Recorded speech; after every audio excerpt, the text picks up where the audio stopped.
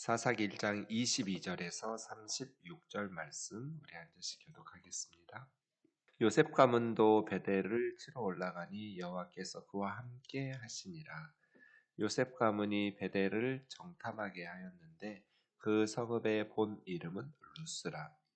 정탐꾼들이 그 성읍에서 한 사람이 나오는 것을 보고 그에게 이르되 청하노니 이 성읍의 입구를 우리에게 보이라. 그리하면 우리가 내게 선대하리라 하매 그 사람이 성읍의 입구를 가리킨지라. 이에 그들이 칼날로 그 성읍을 쳤으되 오직 그 사람과 그 가족을 놓아보내매 그 사람이 햇사람들의 땅에 가서 성읍을 건축하고 그것의 이름을 루스라였으니 오늘까지 그곳의 이름이 되니라. 부다스가 베스인과 그에 딸린 마을들의 주민과 다하낙과 그에 딸린 마을들의 주민 돌과 그에 딸린 마을들의 주민과 이블람과 그에 딸린 마을들의 주민과 무기또와 그에 딸린 마을들의 주민들을 쫓아내지 못하며 가나안 족속이 결심하고 그 땅에 거주하였더니 이스라엘이 강성한 후에야 가나안 족속에게 노역을 시켰고 다 쫓아내지 아니하였더라.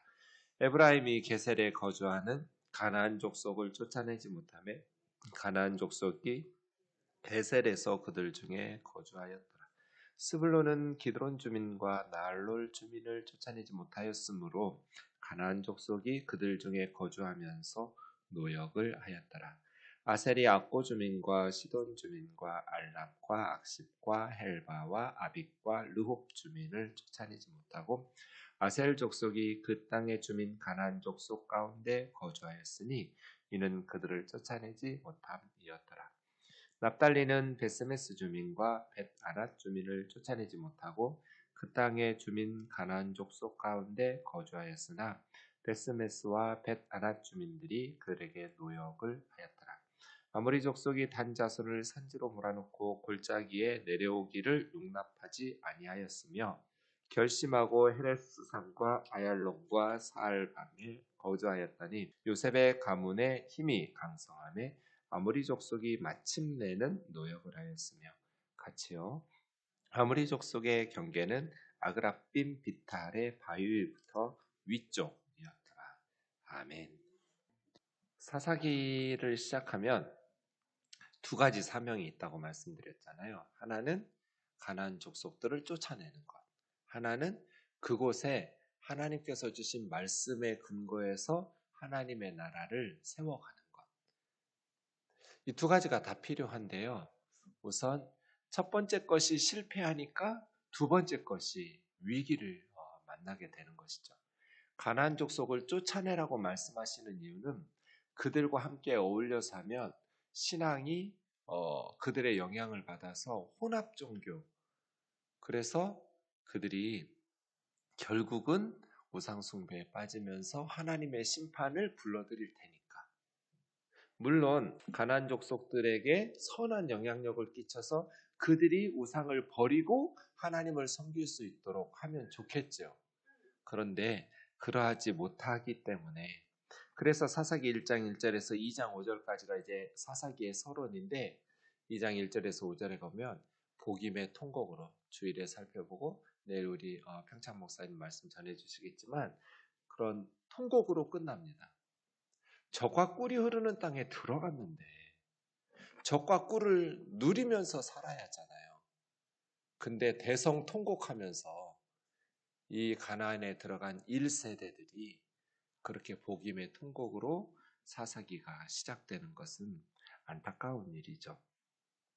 근데 처음에 보면 이게 엄청 큰 일에서 시작하지 않아요. 실패는 크게 시작하지 않아요. 작은 타협에서부터 시작돼요. 우리가 어제까지 남쪽 유다 지파의 물론 유다 지파가 시므온 지파와 함께 정복하는 가나안 땅의 남부 지역을 보았어요. 예루살렘에서부터 그 아래쪽 네게부, 아프리카로 넘어가는 남방 지역까지. 이제 오늘 북부 지역의 대표적인 지파는 남쪽은 유다지만 북쪽은 요셉 지파. 요셉 지파 하면 에브라임, 므낫세, 베냐민 이런 요셉의 두 아들 에브라임과 므낫세인데요. 므낫세와 에브라임 중에 이제 나중에 하나님께서 또 더 지파들을 주시죠. 뭐 어쨌든 북쪽 지파들의 핵심적인 지파가 요셉 지파라고 말하는, 요셉이라는 말이 오늘 3번 나오는데요. 북쪽 지파들의 가장 핵심적인 그러한 지파들이 요셉 가문인데 22절부터 보세요. 요셉 가문도 베델을 치러 올라가니, 이제 원래 이 베델 지역은 에브라임 지파 영토니까 요셉 가문이, 특히 에브라임 지파가 유다 지파에 하나님께서 함께 하신 것처럼 요셉 지파와도 하나님께서 함께 하시니라, 이렇게 시작하거든요. 그러면 이 지파들이 가나안 사람들을 이길 수 있는 승리의 원인이 하나님께서 함께 하시는 거거든요. 근데 23절부터 보세요. 여호수아가 여리고 성을 무너뜨리기 전에 정탐꾼들을 보내서 기생 라합의 가족을 통해서 여리고 성을 이렇게 정복하고, 기생 라합의 가정이 이제 구원받는 것처럼 겉으로 보면 비슷해요.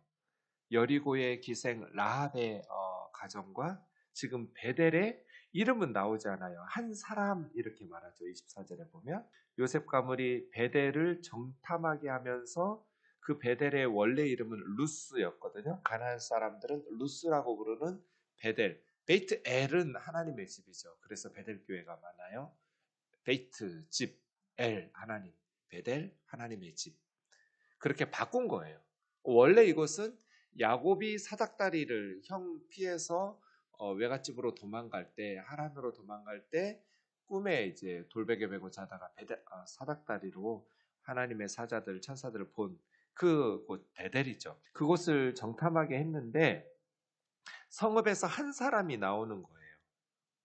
이 요셉 지파가 베델을 정복할 때 이 한 사람의 이야기를 길고 자세하게 쓰거든요. 중요하게 거론하고 있는 것은 그만큼 이 베델에서 나온 한 사람에 대한 이야기가 사사기 저자는 중요하게 거론하고 중요한 메시지를 전달하고 싶은 거예요.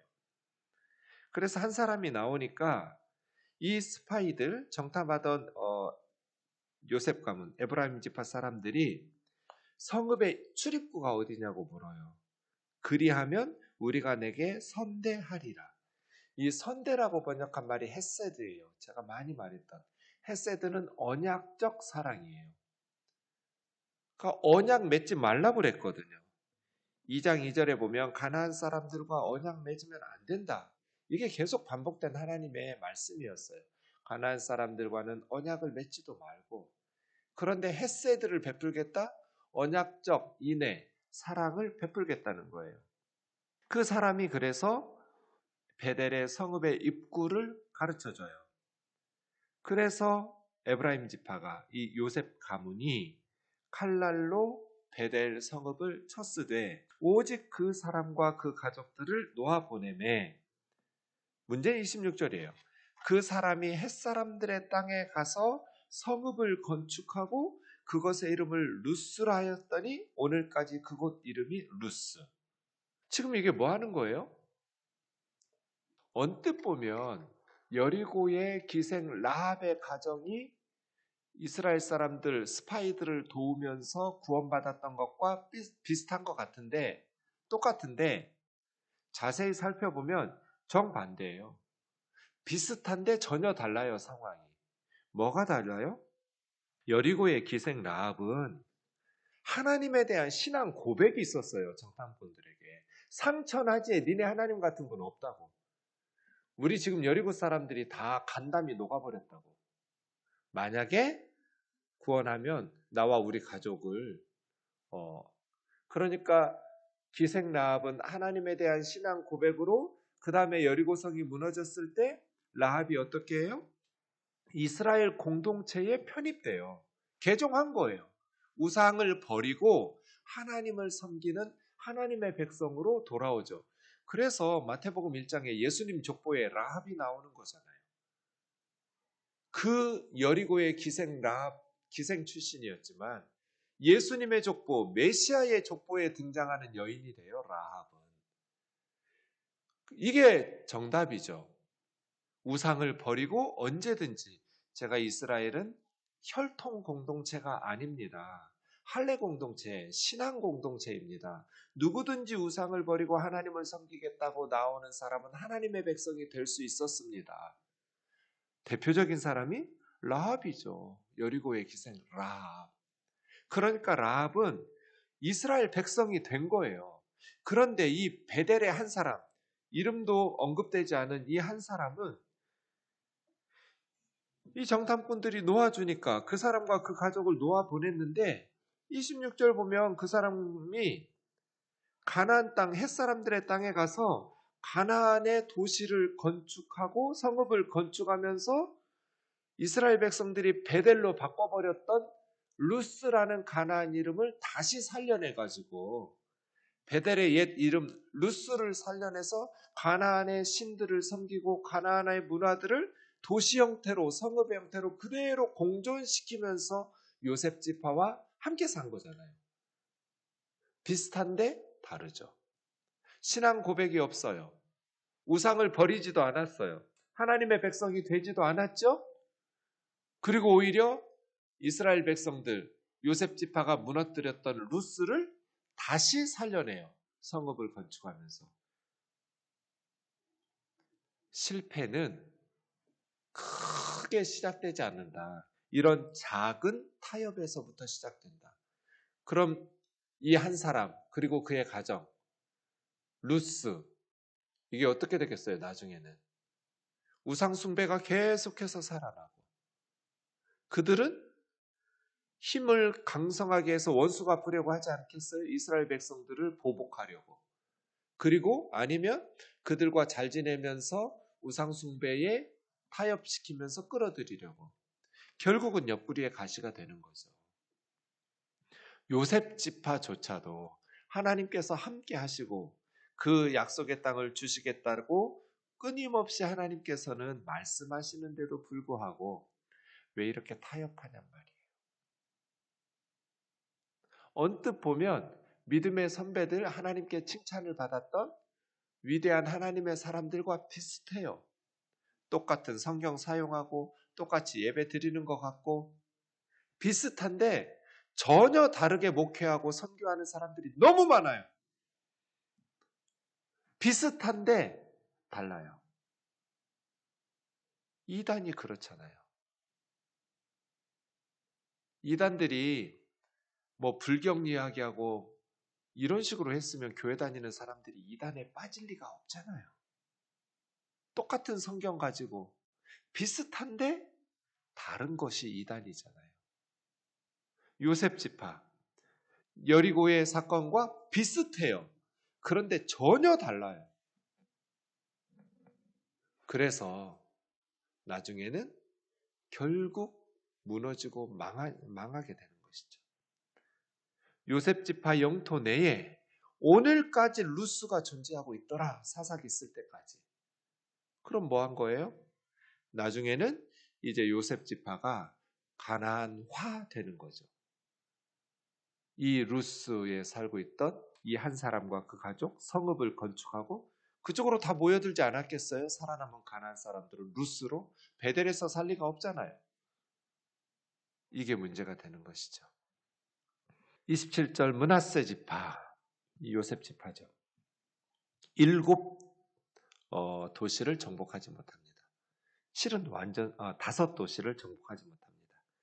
31절에 아셀 지파가 7 도시를 정복하지 못하고요.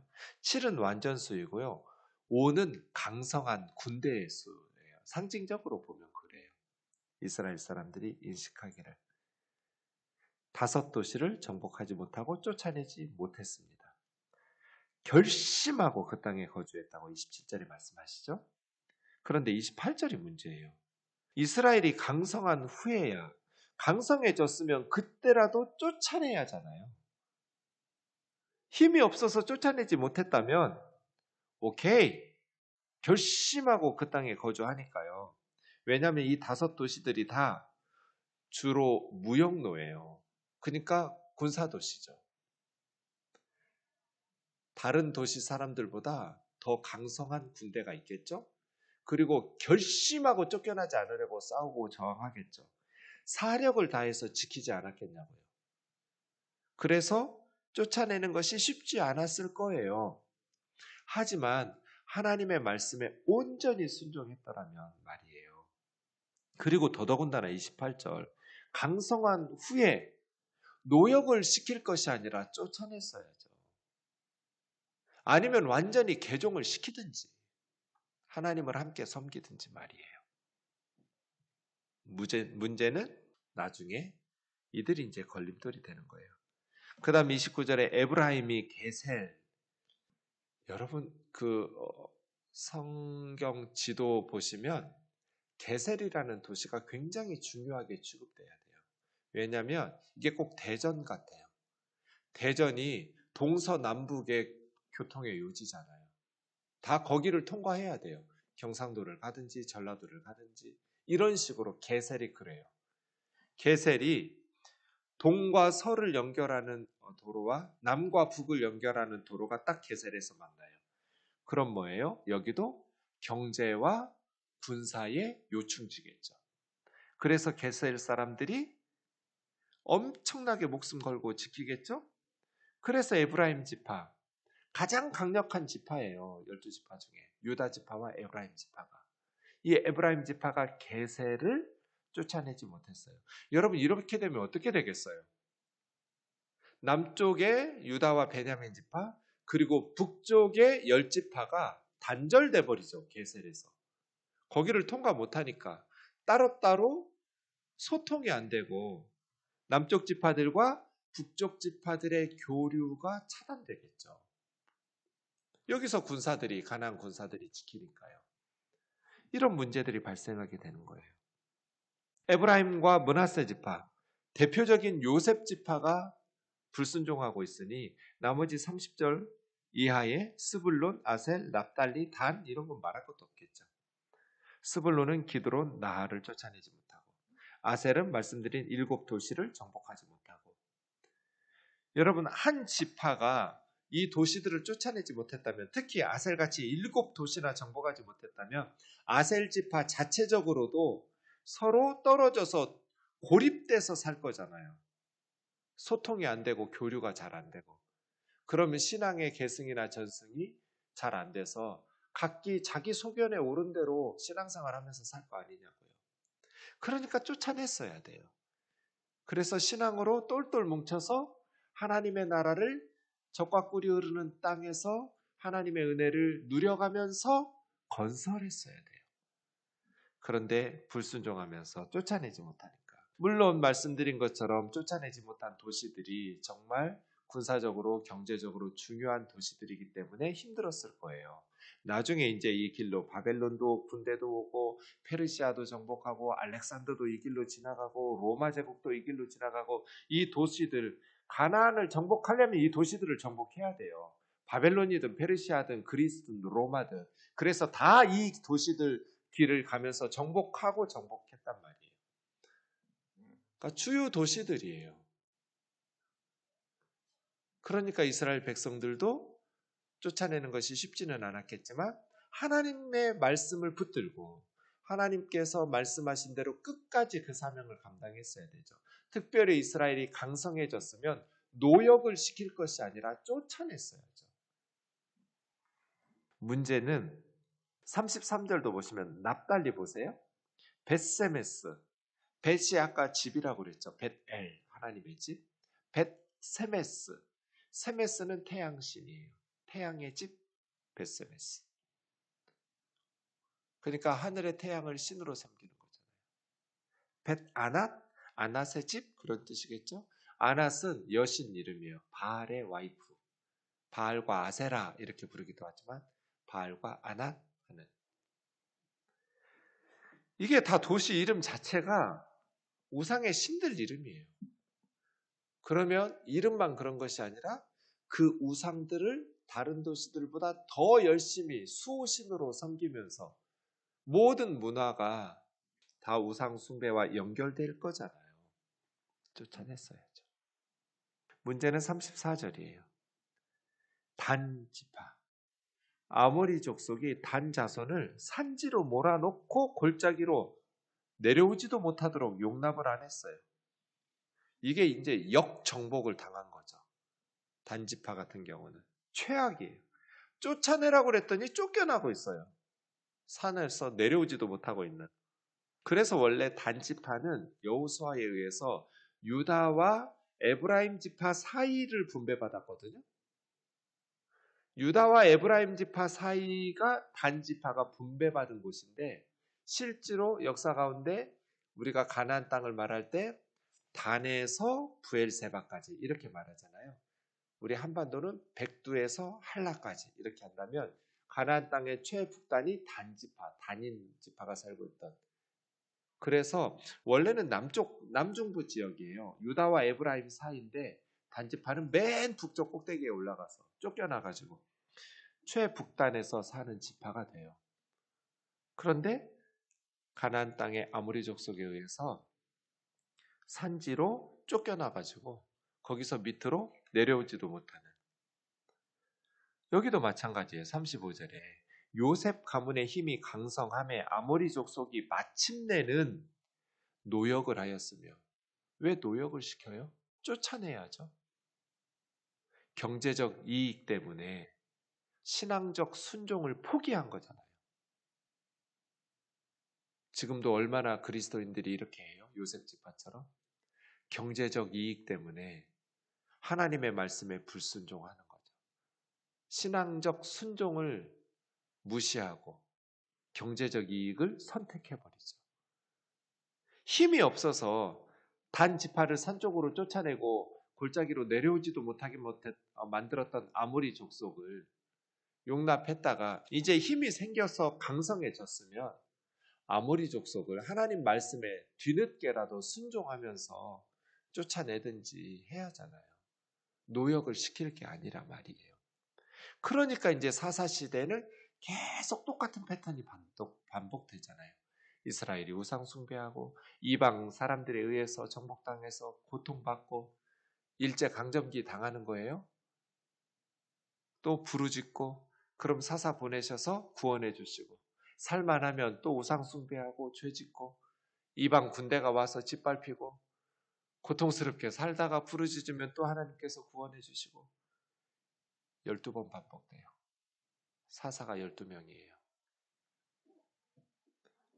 그러면서 아모리 족속의 36절 경계가 아그라빈 비탈 바위 위쪽. 왜 이렇게 경계선을 사이에 두고 아모리 족속과 이웃하면서 사냔 말이에요. 이 불순종의 결과, 처음에는 작은 불순종이에요. 근데 나중에는 급속도로 가나안 문화에 동화돼 버리잖아요. 혼합 종교가 돼 버리고 이스라엘의 신앙의 순수성을 못 지킨단 말이에요. 하나님께서 주신 땅인데 정복을 안 해요. 그러면 결과적으로 혹독한 대가를 치르게 되죠. 우리 가정과 교회와 우리 사회에서 우리가 제거해야 될 우상의 것들, 가나안의 문화들, 가나안의 신들이 무엇인지를 점검해 보세요. 작은 타협이, 작은 불순종이 다음 세대로 넘어가면서 하나님의 진노를 불러오는 것이 없는지 기도하겠습니다. 사랑하는 하나님 아버지, 비슷한데 다를 때가 있습니다. 여리고의 기생 라합과 베델의 한 사람은 비슷하지만 전혀 다른 결과를 내었습니다. 힘이 없어서 쫓아내지 못했는데 강성한 쫓아낼 수 있었던 때에도 이제 경제적 이익을 선택하면서 타협하면서 살아가기도 합니다. 하나님을 섬길 때 이것이 후손들에게 하나님의 진노를 불러오는 영적인 타락의 빌미를 제공했습니다. 하나님, 우리 안에 있는 우상들은 없는지요? 우리 안에 있는 하나님의 말씀에 순종하는 것들을 외면하면서 세상적인 이익을 놓지 못하는 어리석은, 하나님을 신뢰하지 못하고 하나님께서 주신 젖과 꿀이 흐르는 땅에 그 은혜를 누리지 못하는 어리석은 선택들은 없는지요? 주님, 우리 우면동 교회에 날마다 하나님의 말씀을 선포해 주셔서 우리가 그 말씀 따라서 변화되어지고 새로워지는 우리의 겉사람은 낡아지지만 속사람은 날로 새로워져서 우리의 영혼이 더 어린아이와 같이 순수하고 하나님 앞에 더 가까이 나아갈 수 있도록 이끌어 주옵소서. 예수님의 거룩하신 이름으로 기도하옵나이다. 아멘.